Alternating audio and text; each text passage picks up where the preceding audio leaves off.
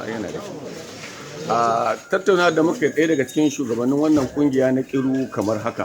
Ranka ɗaya na farko za mu so ka gabatar da kanka. Alhamdulillah, assalamu alaikum. Sunana Awwal na Allah Kiru, kuma ni ne chairman na wannan kungiya ta Association of Kiru Traders Resident in Lagos. Tare da ni akwai sakatare na, shine matsayin sakatare na. To menene makasudin kirkirar wannan kungiya? To alhamdulillah, wannan kungiya an kirkire ta ne don haɗin kai namu na 'yan karamar hukumar Kiru, wanda muna ɗan samun matsaloli da dama waɗanda suke fitowa harkar neman arziki a nan kudancin Najeriya, wanda alhamdulillahi diba da irin wannan abin ya muka ce bari mu kirkiri wannan kungiya.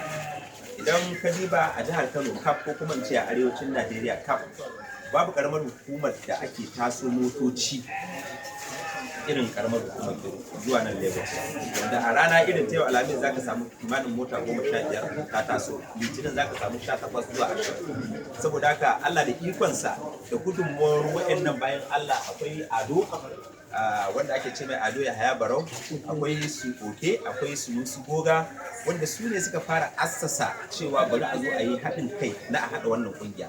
Muka je muka samu Alhaji Awolu Husaini da Alhaji Mai Kuɗi da Alhaji Mustapha Kafu Ciyaman da dukkanin sauran mutane, muka same su Alhaji Lado, su Alhaji Ubale ba munafunci, muka gaya musu cewa to ga kudurinmu, kuma suka yi na'am. Aka zauna tare da su na gandu, muka yi duk abun da za mu yi, muka ga cewa a zo a kafa wannan kungiya, domin kafa ta zai tabbatar mana da zaman lafiya, zai tabbatar mana da haɗin kai na 'yan karamar hukumar Kiru. Wannan shine musabbabin kafa.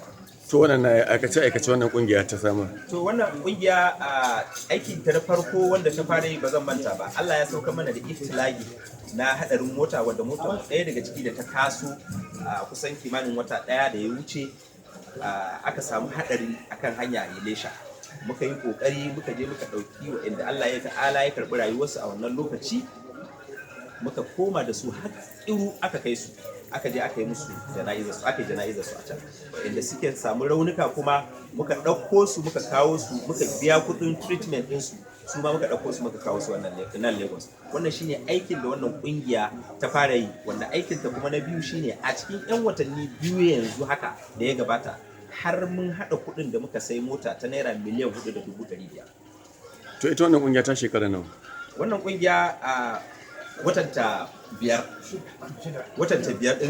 zuwa 6 a yanzu haka. To wato kenan za mu iya cewa wannan kungiya ta shigo da kafar dama kenan. To ai dama ta 'yan kasuwa ce wannan kungiya. In aka ce da kai dan kasuwa, to ai kaga dan kasuwa dama shi me harkar nema abin da zai sa aljihunsa ne. Saboda haka ba zuwa za mu je mu ce muna neman taro da kwabo a gurin wani ko kuma wani makamancin haka ba. A'a, kungiya ce wadda take dama duk masu aikin yi ne. Duk wanda ka gani akalla mun kai kimanin memba a yanzu a wannan kungiyar mun kai mu 700 a yanzu haka. Mun kai mu 700. Saboda haka kaga in aka ce ana neman tallafin da za a yi abu, kaga yanzu ne insha Allah. To an san mutanen Kiru da rungumar zaman lafiya, musamman Jiyoba Ganoba. Wani ƙara kira za ka yi, musamman an ce idan kana da kyau ka ƙara da wanka, wajen jawo hankalin zunzurutun matasa ne 'yan Kiru domin su ƙara zama lafiya? Alhamdulillah, kiran da zan ƙara yi kuma dama dai sun ji kiran, dama su makirayen ne, domin mu tarbiyyar da muka samu tun asali na gurin iyayenmu wanda suka shuɗe, su Alhaji Muhammadu Mai Dankali da kuma babanmu Alhaji Tukur da Alhaji Tukur Isiyaku Marigayi da Alhaji Tukur Mai Tsaba, wanda shi yana nan a raye. Muna fatan Ubangiji Allah ya ƙara inganta lafiyarsa. Saboda haka sun ba mu tarbiyya mai kyau, sun nuna mana mu zauna lafiya. Abin da ya baro da mu garinmu na nema, mu tsaya kawai mu fuskanci harkar neman mu, kar mu shiga rigingimu, kar mu shiga waɗansu ƙungiyoyi na ɓata gari, ba shaye-shaye, ba wayansu abubuwa.